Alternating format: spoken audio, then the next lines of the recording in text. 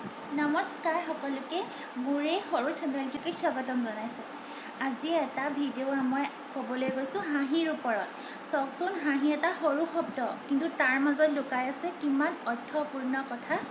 প্ৰথমেই মই কেইটামান উদাহৰণ দিম। যেতিয়া এজন শিক্ষক হাঁহি মুখেৰে শ্ৰেণীকোঠাত প্ৰৱেশ কৰে, চাবচোন গোটেই শ্ৰেণীকোঠাৰ ছাত্ৰ ছাত্ৰীসকলৰ মুখতে হাঁহি বিৰিঙি উঠে। আকৌ যেতিয়া এজন চিকিৎসকে হাঁহি মুখেৰে চিকিৎসা আৰম্ভ কৰে, সেই ৰোগীজনৰ আত্মবিশ্বাস গঢ় লৈ উঠে। যেতিয়া এখন দোকানলৈ আমি যাওঁ, তেতিয়া যদি আমাক সেই দোকানৰ মানুহবিলাকে যদি হাঁহি মুখেৰে আমাৰ লগত কথা বতৰা আলাপ আলোচনা কৰে, চাবচোন সেই দোকানখনৰ গ্ৰাহকসকলৰ মুখতো হাঁহি বিৰিঙি উঠে।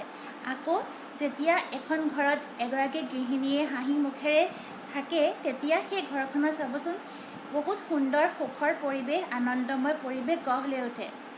গতিকে চাওকচোন, হাঁহি ইমান সৰু শব্দ। হাঁহিবৰ কাৰণে একো টকা পইচা নালাগে। হাঁহি হৈছে শান্তি আৰু আনন্দৰ প্ৰতীক। গতিকে হাঁহি থাকক আৰু সুখত থাকক।